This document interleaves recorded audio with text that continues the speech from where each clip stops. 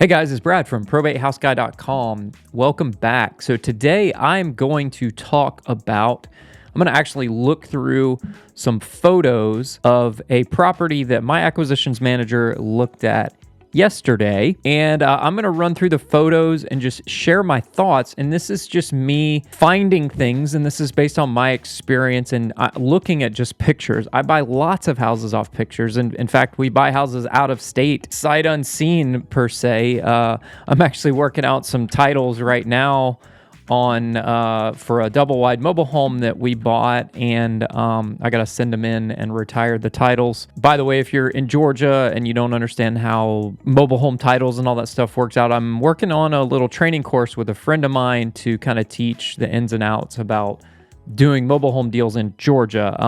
But I do probate deals all over the country, and a lot of these properties we're just going off based off of photos, and then sometimes we'll send somebody out there as well. So what I'm doing today is I'm just running through these pictures, and I'm just gonna narrate and tell you my thoughts on the pictures as to what's going on in the picture and what potential repairs might need to be done and how much those repairs might cost. Okay, so I'm sharing my screen here, and we are going to run through these photos, and I'm gonna tell you my thoughts on this.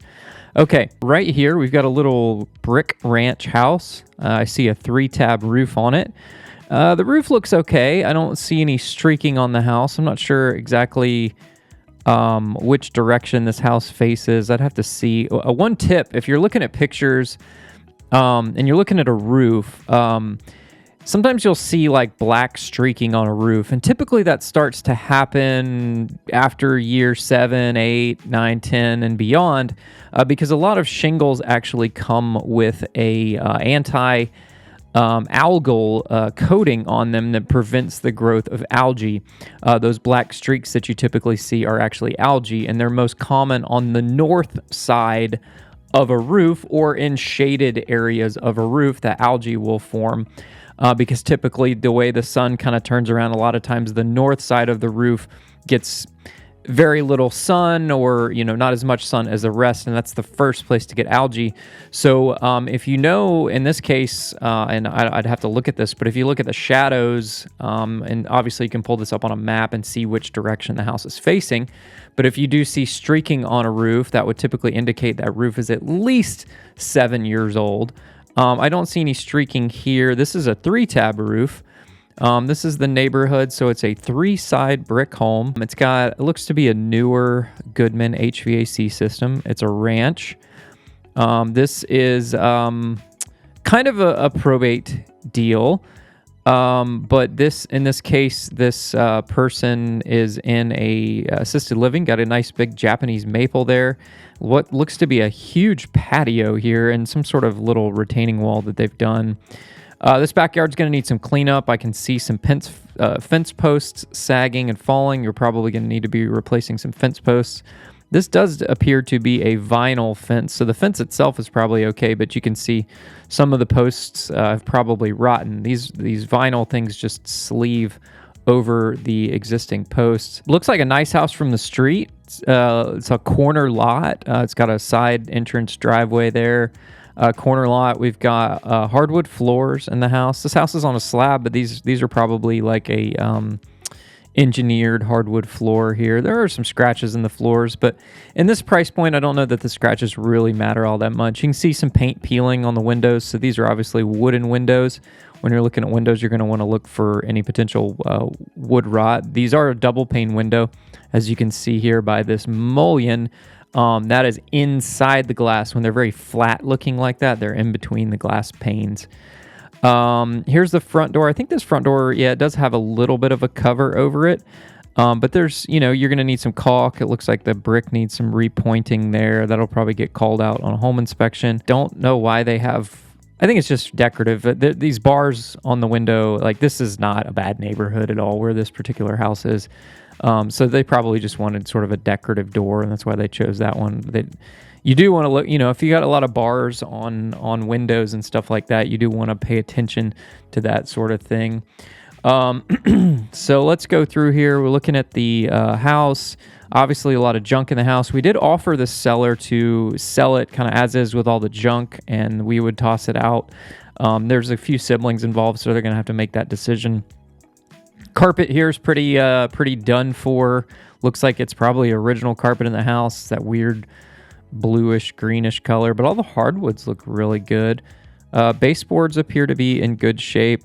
You can see a little bit of rot here where this seam in the gutter is. So more than likely, you're going to need to be replacing this fascia here. So because this is 3 sides brick, my paint job on this house to get my painter out here would definitely cost less than painting an entire house, because in this particular case and in this particular neighborhood, we're not going to paint this brick. In some cases, you may want to paint the brick.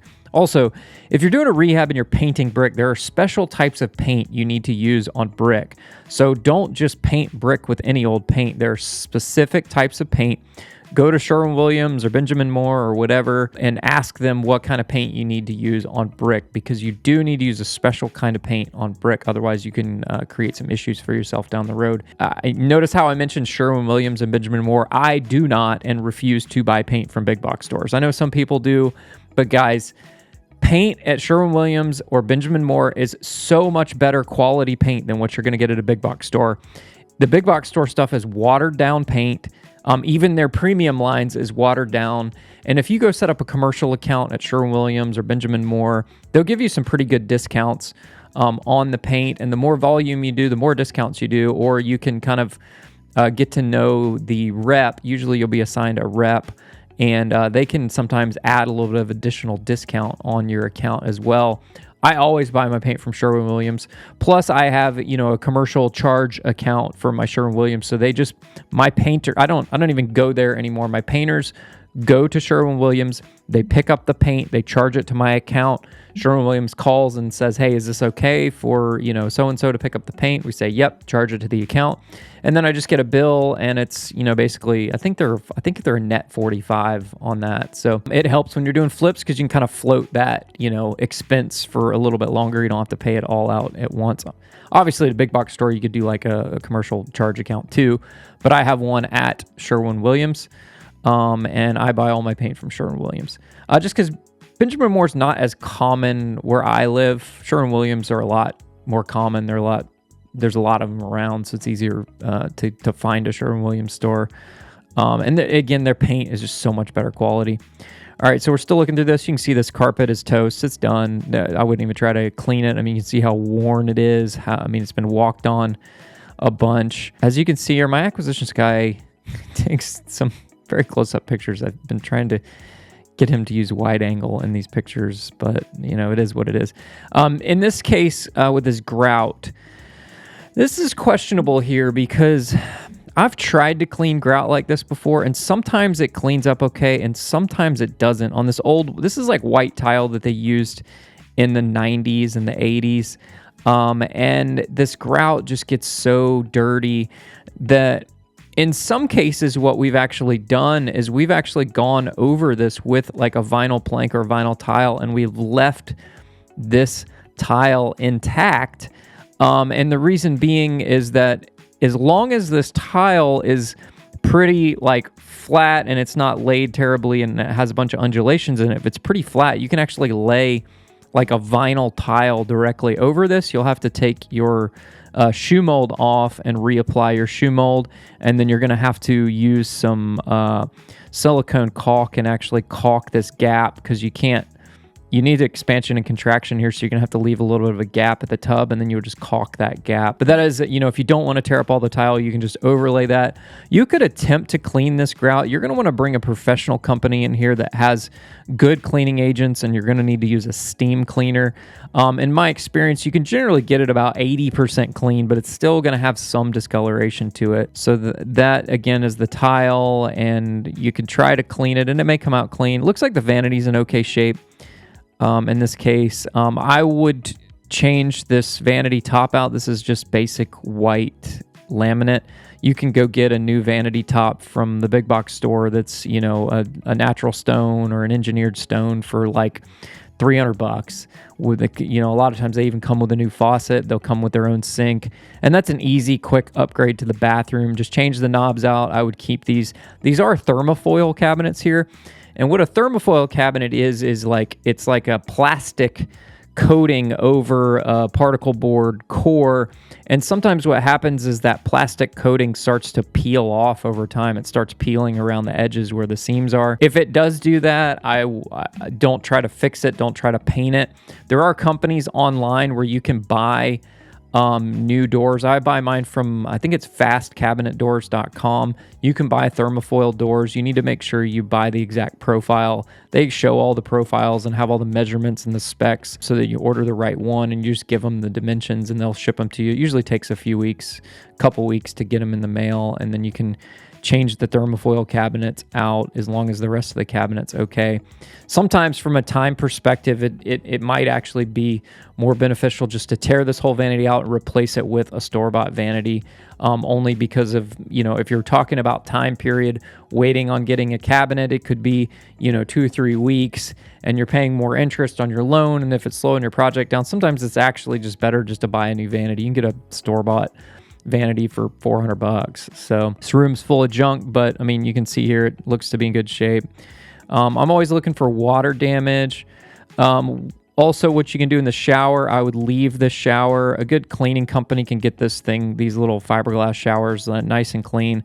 Look at your comps. All the other comps in the neighborhood have these fiberglass showers, so we're not going to change this out. And as long as there's a tub shower combo in the house, most you should be fine on a resale. Sometimes we'll change these out to like a tile shower for the master, but for the other bathrooms, we typically leave these.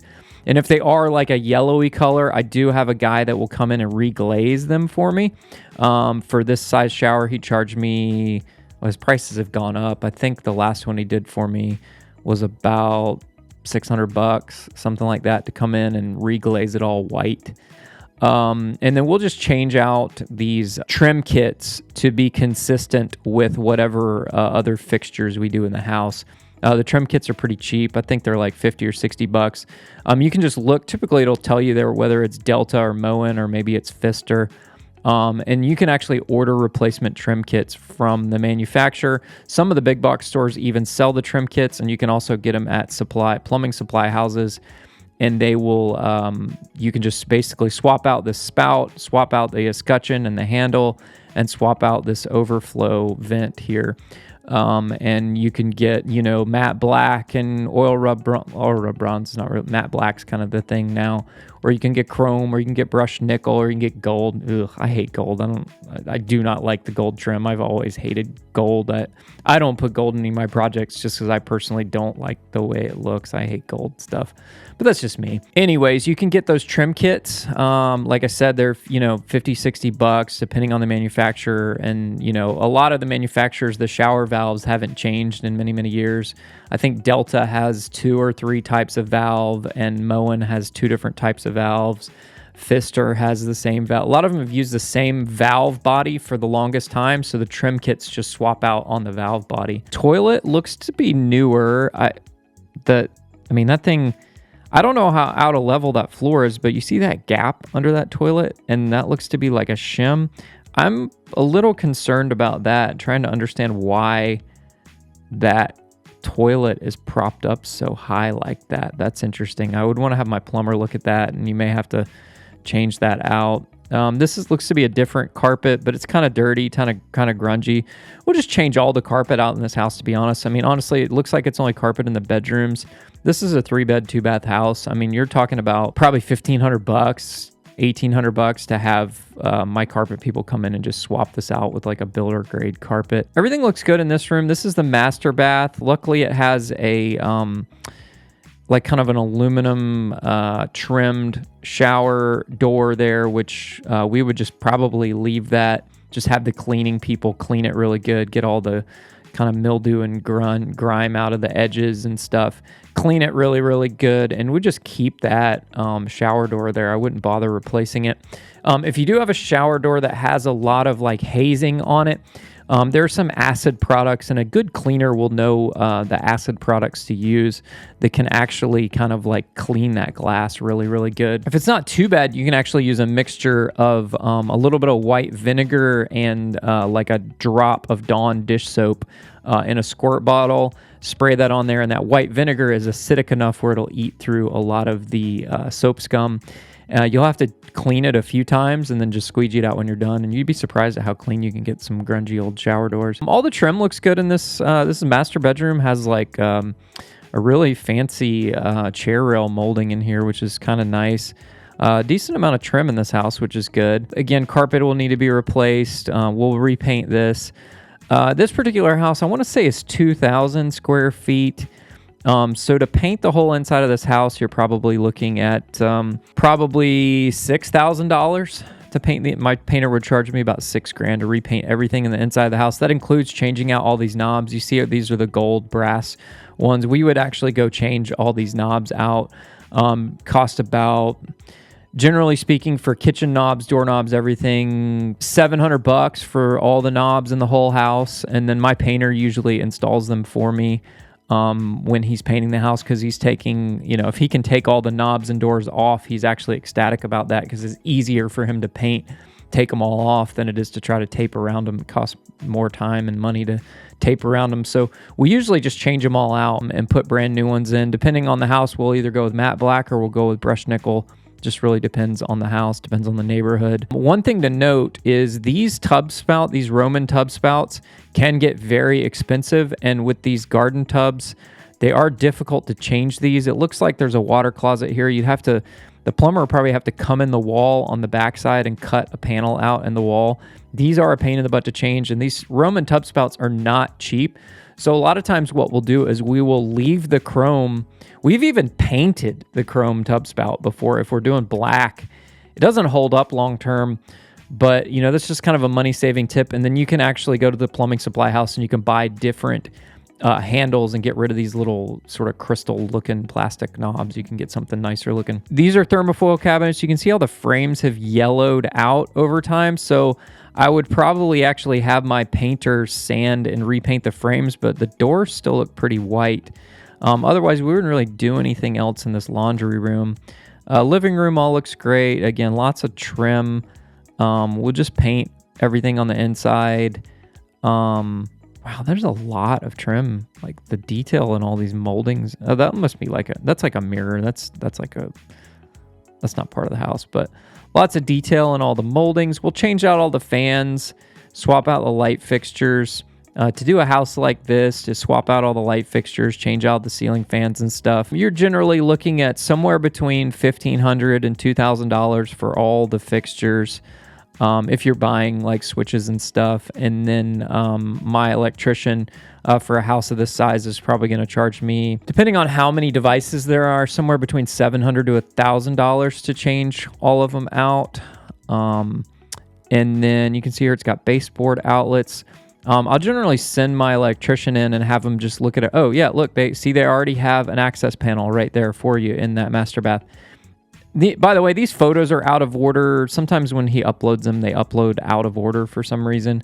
I should have sorted them by the number, and then they would be in order. But I'm sorry if they're like, you're like, why are we back in the master bath again? I forgot to sort them by name beforehand. But again, we can try to clean this. This one looks okay. But more than likely in this master bath, we would probably, at a minimum, overlay the master bath tile with like an LVT, so a luxury vinyl tile, not a luxury vinyl plank, but like a luxury vinyl tile that maybe looks like marble or something. They have some really nice looking products that actually do hold up over time. I did an LVT tile in the basement bathroom at my old house, and it was a very good quality product, and it did last a long time. I was satisfied with it. And some people are like, oh, if you get water underneath that tile, you got issues. Well, guess what? Let me break it to you. If you get water under any floor, you have issues. Whether, so they talk about, oh, waterproof vinyl plank, da-da-da. If water gets up underneath it, between that and the subfloor, you got to tear it all up anyways. So it doesn't really matter what kind of floor it is. If you get water underneath it, you got bigger problems on your hands. And it doesn't matter whether the flooring is waterproof or not, it's all going to come up. So you're going to pay money and labor to tear it all up and put it all back down. So I hear people make that argument, but it's kind of a silly argument, because if you get water under anything, you got a problem. You need to dry it out underneath. And the only way to dry it out is to really pull it up. I mean, you can run dehumidifiers and stuff, but you'd have to run them for like weeks to wick all that water out of there. And you may not even get all of it, in which case you'll get mold and you'll get, you'll get mildew smell and all that. This picture is blurry. We're definitely changing out that light fixture. Sometimes my acquisition guy takes awful pictures. They're all blurry, and some of them are blurry, some of them aren't. Carpet's okay. So this house is a cosmetic. By the way, that's my acquisitions guy. He's an older gentleman there. That's Joel. He's worked for me for many years. Yeah, we're going to change all this out. We'll put a granite top in here, but we'll probably keep this cabinet, probably paint it a different color, change the knobs out, but keep this cabinet. You can paint these thermofoil doors. You have to use a special kind of paint to do it, but we have painted them in the past. And it looks okay, but this looks like a custom sized vanity. So to tear all this out and replace it would be very expensive. We could also order some custom doors if we wanted to, like from fastcabinetdoors.com. We could get some like shaker ones or something and swap these out to something different, but keep the base of the cabinet the same. But we would do granite in here. And this is the living room. Back to the master bath. There's the garden tub. You can see this you can see this mirror is kind of ruined. This is the kitchen sink, so we would want to change this mirror out. Looks like some water intrusion or something where they caulked this window. It must have been drafty. So definitely would want to look at that and why they caulked that and why it was getting water in it. Sometimes people just slap Band-Aids on things and create bigger problems down the road. Kitchen, we'd change out this ugly light in the kitchen. We would put granite in here. Would probably leave the cabinets in this particular price point as long as the cabinets are okay. When you're looking at cabinets, you do want to look underneath the kitchen cabinet, sink cabinet here, because a lot of times if they get drips, sometimes the inside of the cabinet's all rotten out and stuff. So make sure you're paying attention to that. And then, yeah, we'll put new appliances in here. Looks like they've put a new sink in here, but we'll do an undermount when we do granite. We'll just do like a level 1 granite in this house. We would be changing out the appliances. I mean, you can see how old and yellowed this microwave is. It's got to go. So new stainless appliances for the kitchen. You're talking about probably $2,700 depending on which ones you go with for all the appliances.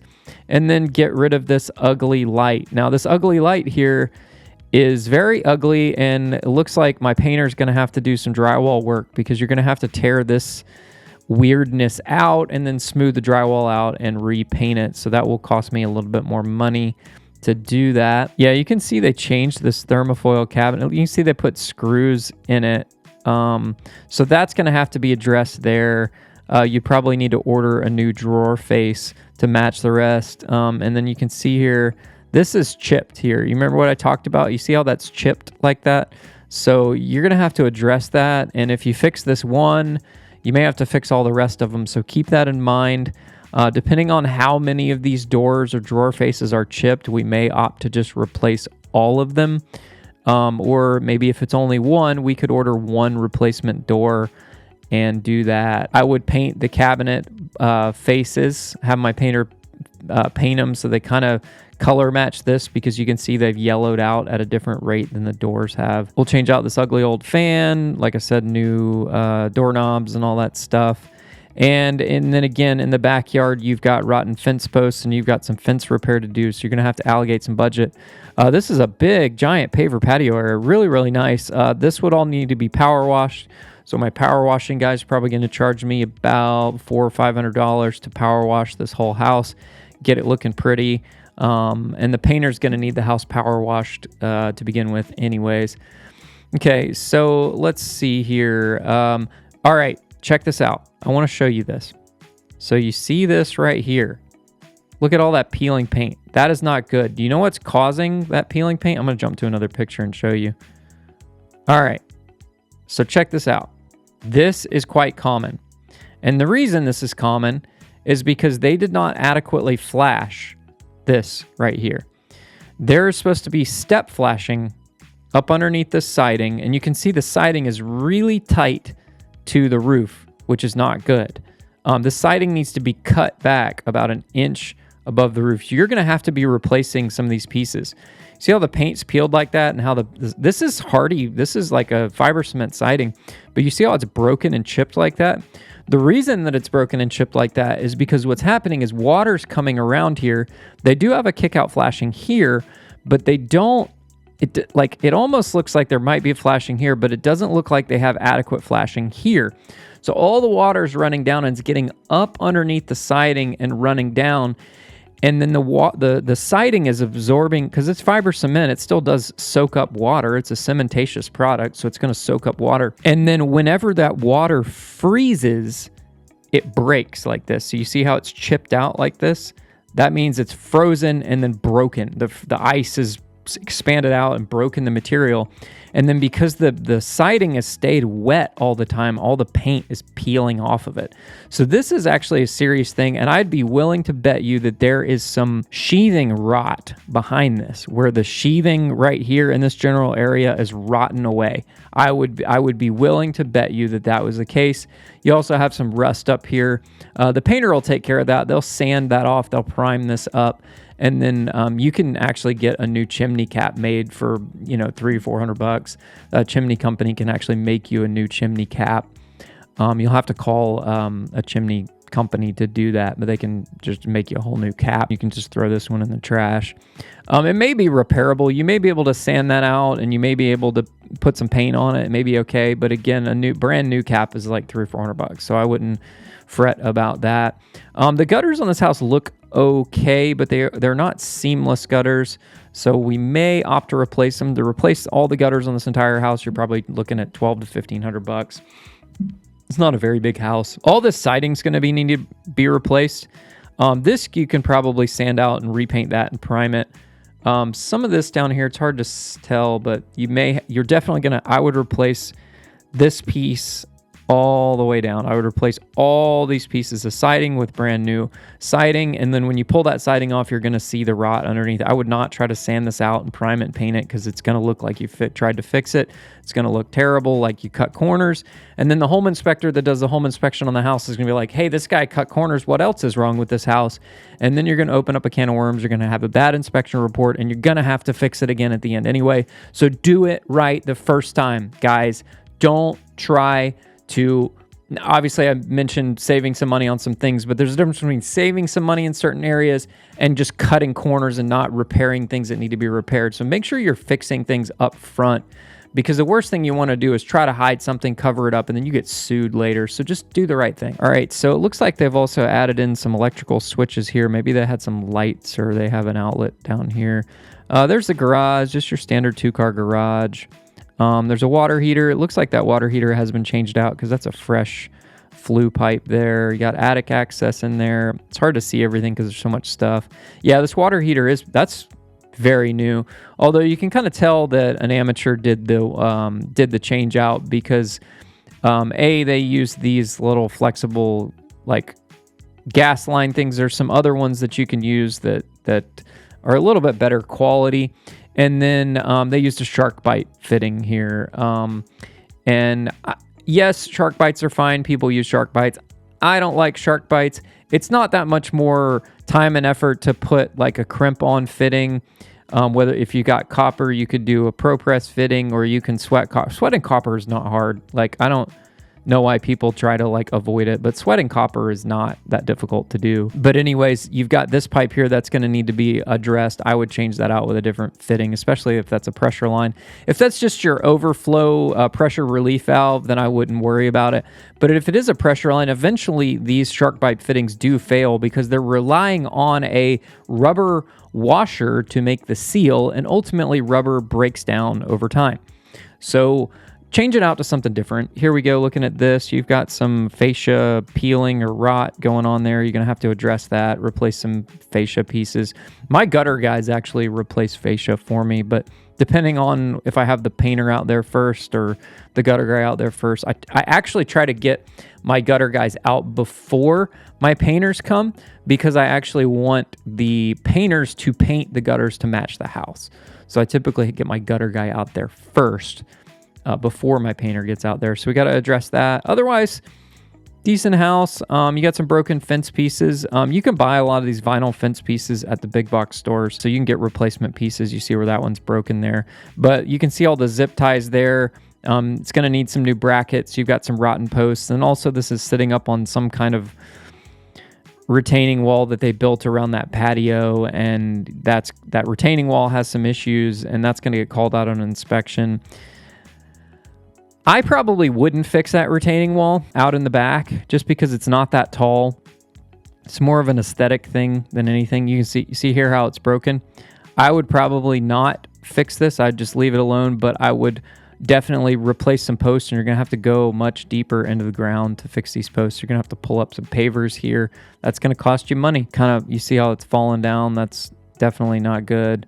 You can see how that's just kind of looks okay. But again, I would probably just leave it alone. It's a nice big patio. I wouldn't bother it. I mean, some of that, yeah, is ugly, but you can't see it from, the inside of their house. All right, so that's all the pictures on the house. I hope you guys enjoyed this video. I hope you learned something from it. I do all these videos just to teach you to give back. I appreciate you watching this video. I'm Brad, the probate house guy. I'm a real estate investor who specializes in the world of probate and inheritance properties. I do deals all over the country. Actually, I have a really unique way of getting probate and inheritance deals all over the country that's different than the way most people do probate deals and get their leads and deals. So if you're interested in being one of our partners throughout the country, just reach out to me at probatehouseguy.com. And you can book a call and we can have a further discussion about how all that works and what that looks like. So thanks again for watching the video. Have a good day. Bye-bye.